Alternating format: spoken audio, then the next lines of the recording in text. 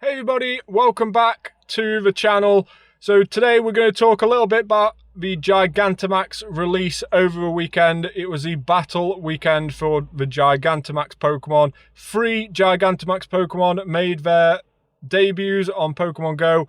We had Charizard, Blastoise and Venusaur all featured on power spots from 10 AM till 8 PM on Sunday night. So 10 AM Saturday morning till 8 PM Sunday night. Featured throughout the weekend, taking over 95% of the power spots was these Gigantamax Pokemon. So we're going to talk a little bit about how we found the event, me as a community ambassador, how I felt hosting the event, and also just go over what we managed to get as well during the weekend. So we'll have a quick review at the Gigantamax Pokemon that we did catch. We did manage to do 4 battles, and we'll talk a little bit about the detail of those as well. But these are the 4 Gigantamax Pokemon that I did manage to catch.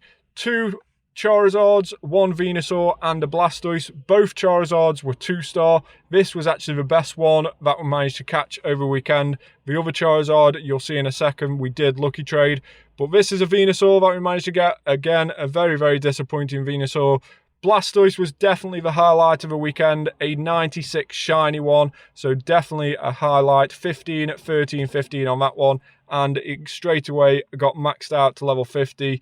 And you can see there the Gigantamax Blastoise does look a really, really cool design. So really, really happy with that. And then this lucky Charizard, which we just made a little bit better by lucky trading it with a friend. So there we go, 14, 12, 14 on that Charizard. So definitely a big improvement from the 10, 11, 10 it was before. So those are the Gigantamax battles that we managed to do over the weekend. Luckily, I did catch them all, but some people didn't.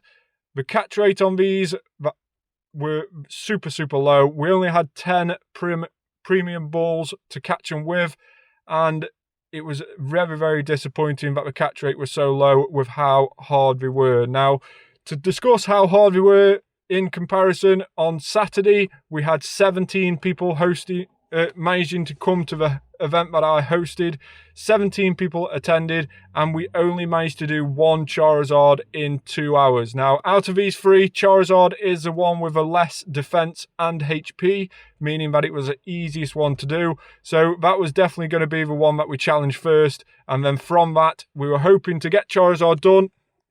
Apologies, the light's just gone out.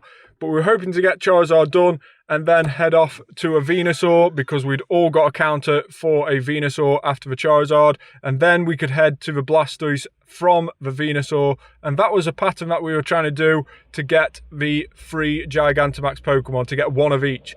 But on Saturday, we attended the event with 17 people, and we only managed to do 1 Charizard in 2 hours. And that was around about 7 attempts in. We had to keep re-lobbying, keep trying different methods. People kept trying power stuff up, and eventually we managed to do 1 after 7 attempts. And following that, we tried another 3 different Gigantamax, and we failed to do it on all accounts. So not very good on Saturday. It was very, very embarrassing, really, as a community ambassador to be hosting an event.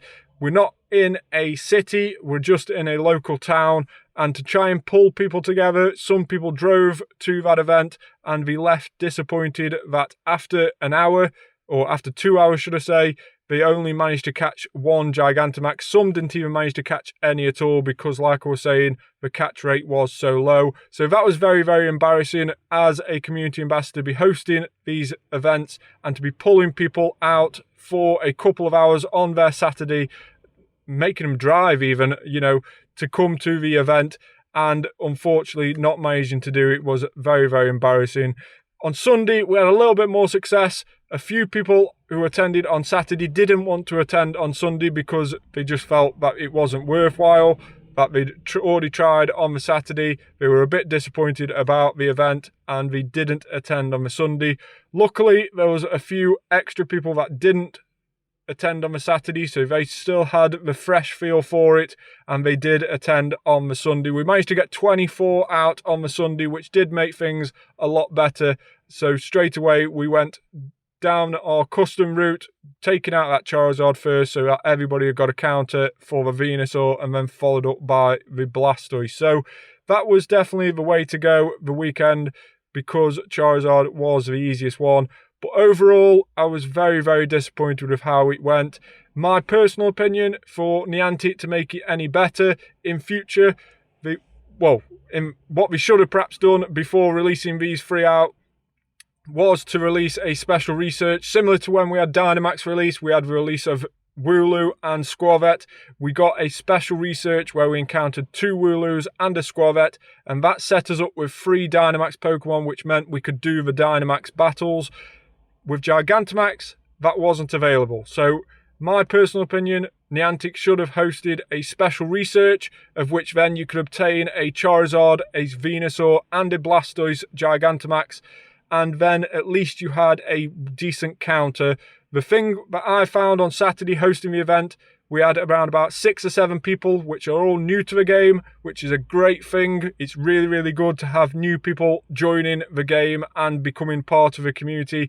But those new people haven't managed to get the candies for the counters. So some of them had decent Dynamax Pokemon. So some had decent Dynamax Squirtle, for example, for the Gigantamax Charizard as a decent counter. But we didn't manage to do any Squirtle community days like many of us have already before in the past. They're relatively new to the game. Squirtle hasn't really been spawning in the wild, so they've not managed to get any Squirtle candy. So therefore, they couldn't actually evolve a Squirtle into a decent Dynamax Blastoise, which would have been a perfect counter for the Gigantamax Charizard. So for me, personally, the Gigantamax, it was a really, really brilliant feature to bring large communities together, but with the smaller communities, it made it very, very tough.